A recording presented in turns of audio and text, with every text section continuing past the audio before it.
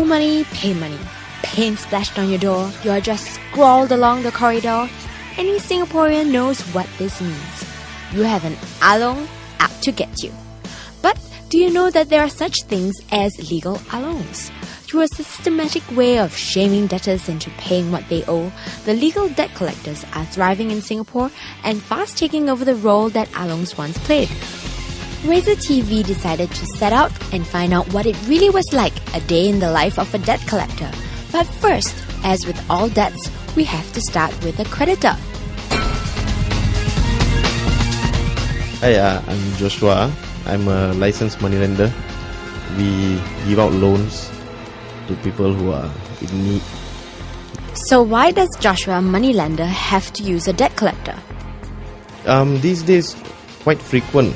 I mean, out of 10 borrowers, you can expect at least 2 or 3 to default their payment. I will judge for myself that this guy is up to no good, and that's when I contact them and I have a deal with them and say, come on, you can help me collect this amount, then you can have the commission. And when a case first comes into the debt collectors, they have to do lots of very thorough research. We have to establish a proof of debt.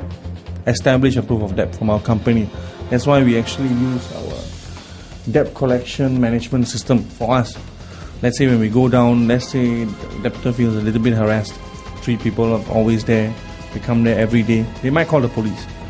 The police will come, they will run through our company, they will take our case reference number for their record, and then they will advise the debtors most of the time. I'm sorry, they are here licensed to do this. They're doing this before 10:30 p.m. We are legally doing it. As long as we don't touch them, we don't harass them physically, we are protected.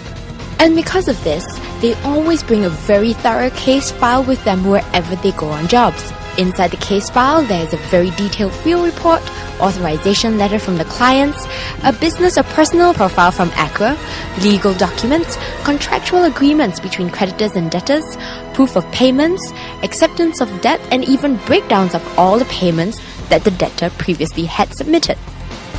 Usually 2 to 3 collectors are assigned to each case, and before they head out, a very detailed case briefing is carried out. This case was submitted to us last month. Just got approved 2 weeks ago. We got to move in now. And then it's on to the action.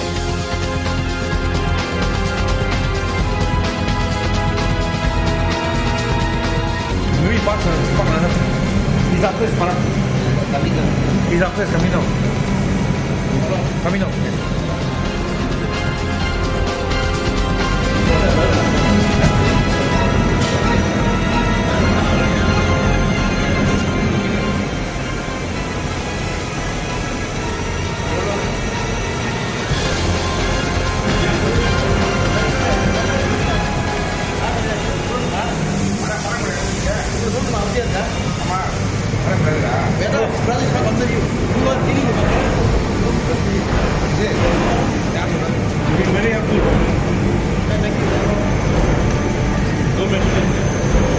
Be psychological, irritate them a little bit, don't use vulgarities. Eventually, he's just going to be sarcastic.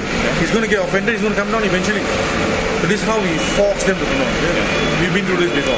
Every time we go to his house, his wife is around, the children is around, but we don't want to harass them, because they're in no way involved. The wife is a secretary of the company, but she's a 0% shareholder. Sometimes it's a little bit of a waiting game, but we got to do this to commit to our clients. Upstairs. Who go? Your team. I always okay. I know the ICL. Oh, he's not even security in the first place. I know. He's just replacement. How late lah? No, they were saying they were in the office only. But because we are here. Yes, I am actually. Oh yeah, exactly. So how long you want us to wait for you? Okay. So you come down fast, huh? He said he can't run down and come back here. Talking about the bullshit. He doesn't want to make payment in the first place. So this one, the only way to attack is go to his house. We push this to house visit.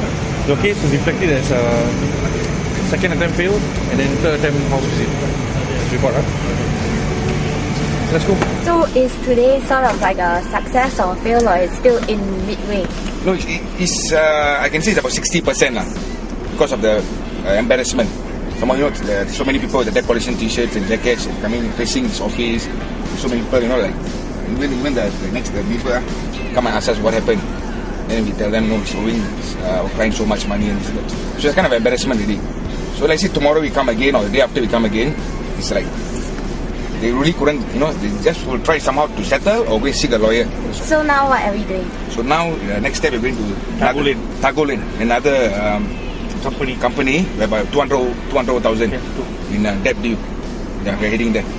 Okay. Is there a police car? Please excuse me.